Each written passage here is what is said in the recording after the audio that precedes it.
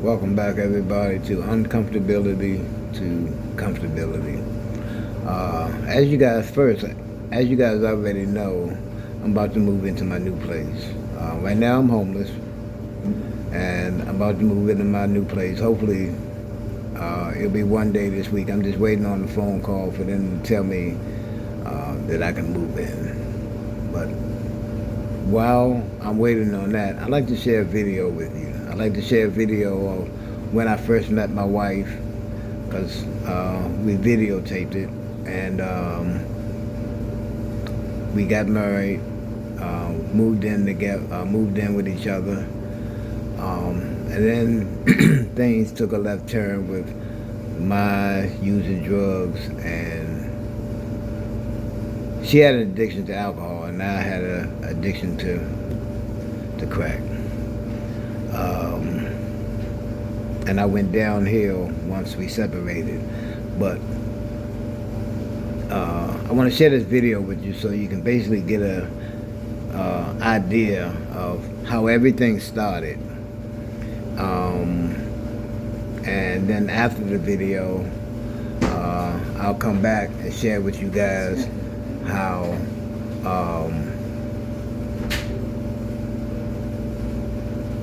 my of me being homeless and what I had to deal with being out there, places I had to stay in order to stay safe, how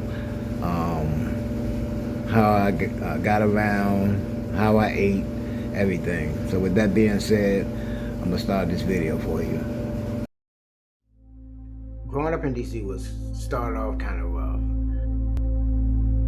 With all the pressure, it culminated to unfortunately me landing in prison, selling drugs to get by to make a living. And from that point on, it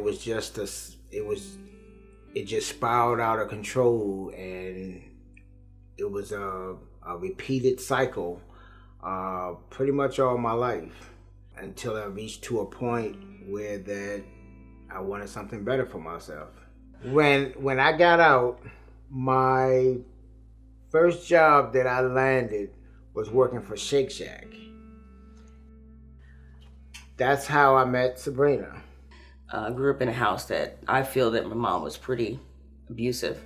We all ended up point blank in foster homes. So we were just out there, 7 brothers, and me included. We were just like in different homes. I went back to school because I had dropped out, got my GED in Santa Rosa, and from Oakland, California. I was working at a telecommunications company. The owners of the company came down and asked me if I would be interested in relocating to the East Coast.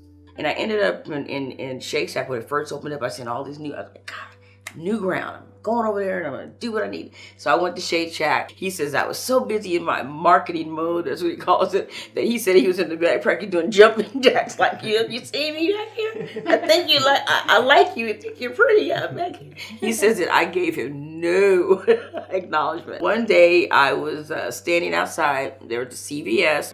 I had no reason to go to CVS, so I just walked into CVS like I was going to buy something and immediately turned back around.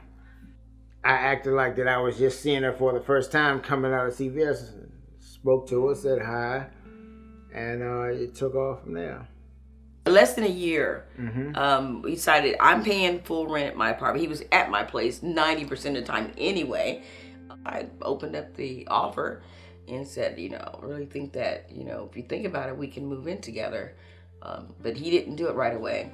But one night during, it was like 12 o'clock at night, I was ready to go to bed, and I get this phone call, and Charles was like, I'm coming over. I said, okay, no problem. He goes, I'm coming over. I'm moving in with my house. Like 12 o'clock midnight. I'm like, oh, okay. So that's what was the beginning of us living together. I was just so far behind in rent that, Charles thought it would be best just to give the place up and let's try to think of another situation. He goes, you're probably going to end up. I said, I have nowhere to go.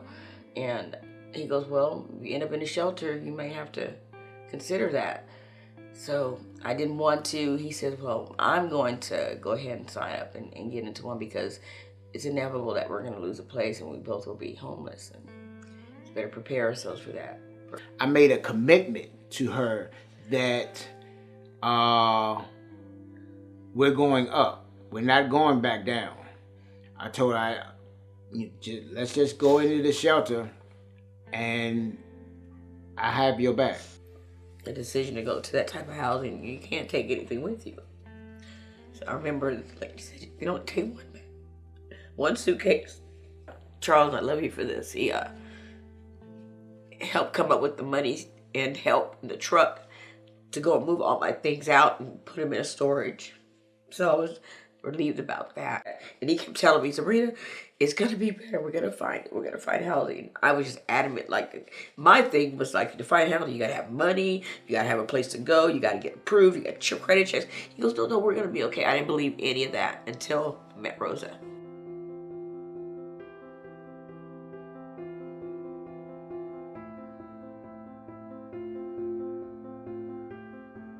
One day I was coming to work in the morning, and he came to me and he says, are you Rosa? And I said, yes, I am. He says, you're going to be my housing case manager.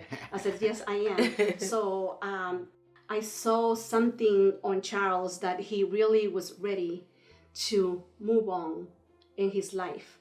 He was not advocating just for him. He was also advocating for Sabrina. I knew this landlord that had a unit.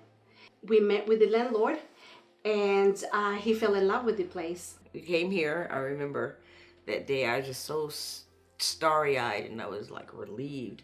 I didn't think that we were going to sign the lease as quick as we did because, you know, with the funding we only had a partial funding, but I didn't know that New Hope was going to take care of some of it. So when he handed us the keys, oh God, that was like the best day ever.